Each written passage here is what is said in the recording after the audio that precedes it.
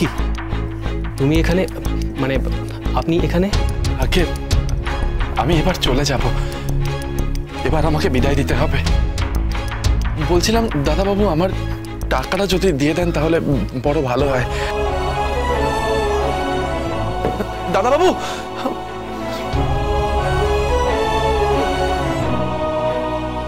মেজো বৌদি, কি টায়রা কার ড্রাইভ করে কোথায় বেরিয়ে গেল? কি গাড়ি ড্রাইভ করে বেরিয়ে গেল? শুনছ, টায়রা গাড়ি ড্রাইভ করে কোথায় চলে গেছে? আমার মনে হয় ওর ঘুম ভাঙতেই স্যামির কথা মনে পড়ে গেছে। ও বোধহয় স্যামির কাছে চলে গেছে। চলে গেল বললেই হবে? ও তো বিবাহিতা। আমার মেয়ে বিবাহিতা। হ্যাঁ, ও তো বিয়ে হয়ে গেছে ওই ছেলেটার সাথে। কি মানবে এই বিয়েটা? হ্যাঁ মা, ও কি মানতে পারবে এই বিয়ে?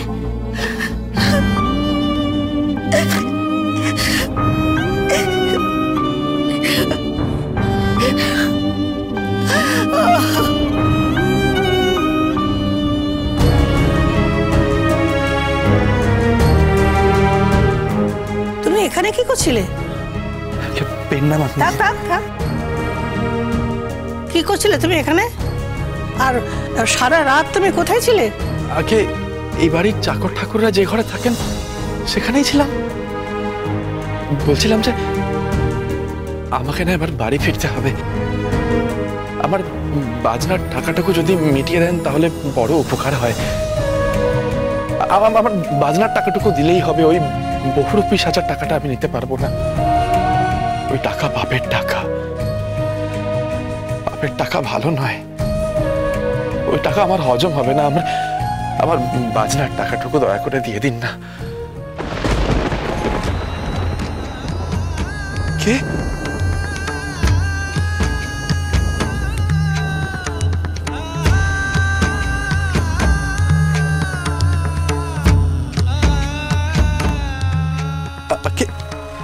এটা কি? জোর, বিয়ের জোর। তুমি বোঝো? কালকে বিয়ের জোরে বাঁধা পড়েছে তোমরা।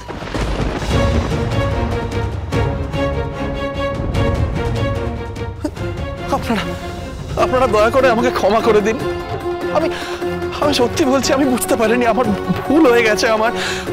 ওই টকটক বাবু বললেন আমি বহুরূপী সাজলে আমাকে পয়সা দেবেন।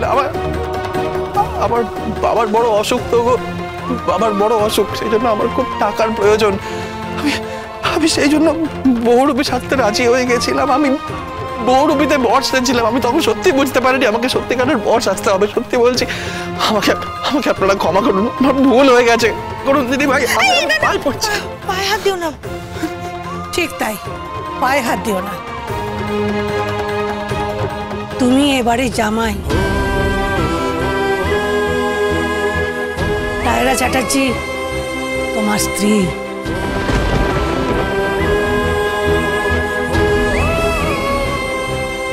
টায়রা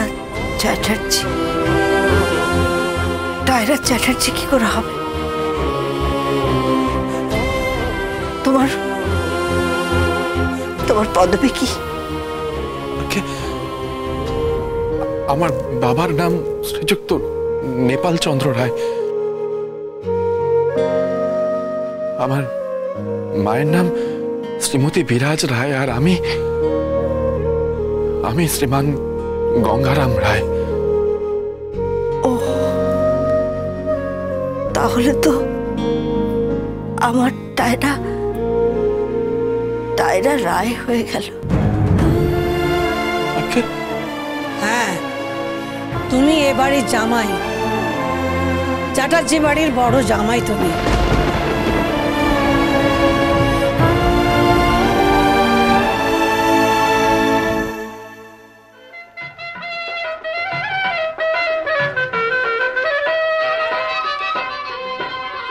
আরে তুমি কি পাগল হলে নাকি? তুমি এটা বাজাচ্ছ কেন? তোমার না শরীর খারাপ, তুমি তাও বাজিয়ে যাচ্ছ? দাদা, গঙ্গাকে ফোন করা হয়েছিল আপনার শরীর খারাপ বলে। আপনি কেন এমন করছেন দাদা? ফোন করা হয়েছিল মানে? কে ফোন করেছিল? কার অনুমতি নিয়ে ফোন করা হয়েছিল? আপনার বুকের ওই পরীক্ষা নিরীক্ষা করতে হবে না, আরো কি সব করতে হবে, তার জন্য তো অনেক টাকার দরকার। তাই গঙ্গাকে জানানো হয়েছিল যদি ওই টাকাটা জোগাড় করতে পারে। আরে কাকে বলে জানিয়েছিলে? আমার আমার সাদাসিধে সরল ছেলেটার উপর কেন চাপ সৃষ্টি করছো? কেন? ঘাট হয়েছে, ভুল হয়ে গেছে। তুমি রাগ করো না, তুমি রাগ করো না, দয়া করে এটা বাজিও না, বাজিও না। তুমি, তোমার শরীর খারাপ হচ্ছে। তাতে কি হবে বলো তো? হ্যাঁ, আমি বাজাতে বাজাতে বেঁচেছিলাম, বাজাতে বাজাতেই মরব। আমার ছেলে তার বউ নিয়ে আসবে, আমি তার সামনে বাজাতে বাজাতে আসবো না? হ্যাঁ, যেদিন আমার ছেলে তার বউ নিয়ে আসবে আমি আমার জীবনের সেরা বাজনাটা বাজাবো। কি বলো তোমরা? হ্যাঁ, একটা খবর আছে নেপাল। কি খবর গোবিন্দদা? তুমি কি জানো নেপাল, গঙ্গারামের সঙ্গে কার বিয়ে হয়েছে? কার সাথে বিয়ে হয়েছে? ও গোবিন্দদা ভাই, কখন থেকে তোমাকে জিজ্ঞেস করছে, তুমি হেয়ালি করেই যাচ্ছ ভাই। বলো না ভাই, কার সাথে বিয়ে হয়েছে গঙ্গারামের? আমাদের গঙ্গারামের কার সাথে বিয়ে হয়েছে বলো না ভাই। আপনি কিছু বলছেন না? বলে আপনার কি বাক্যে বন্ধ হয়ে গেল নাকি? বলুন না গোবিন্দ জেঠু, বলছেন না কেন কার সাথে বিয়ে হয়েছে? বলো না। গোবিন্দদা কোনো খারাপ পাত্রী নাকি, যে আমাদের পরিবারে উপযুক্ত নয়? কিংবা বাঁদরের গলায় মুক্তোর মালা উঠেছে।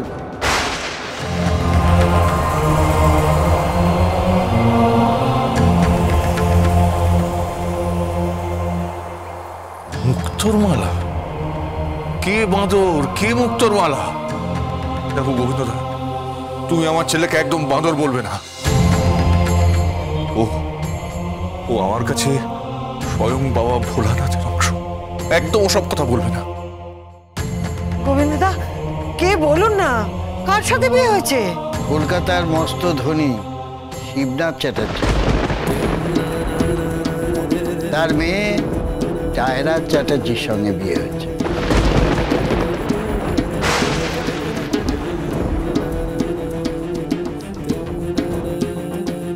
যে বাড়িতে ও ব্যান্ড বাজাতে গিয়েছিল সেই বাড়িতে সেই মেয়ের সঙ্গেই ওর বিয়ে হয়েছে।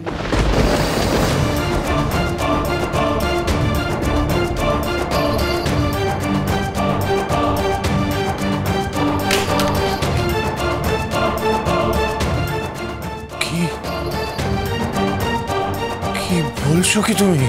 হ্যাঁ, ধনকুবের ওরা, শিক্ষিতা মেয়ে, আধুনিকা। কি বলছো তুমি গোবিন্দদা ভাই? আমি তো ভেবেছিলাম, যে আমাদের... কি ভেবেছিলে তুমি যে এক সাধারণ মেয়ের সঙ্গে ওর বিয়ে হয়েছে? না, এ এক ধনকুবের মেয়ে তোমার বাড়ির বউ হয়ে এসেছে। বাঁদরের গলায় মুক্তোর মালা উঠেছে। কি করে এসব হলো? কি করে? জানি না, তবে কিছু তো একটা গন্ডগোল হয়েছে।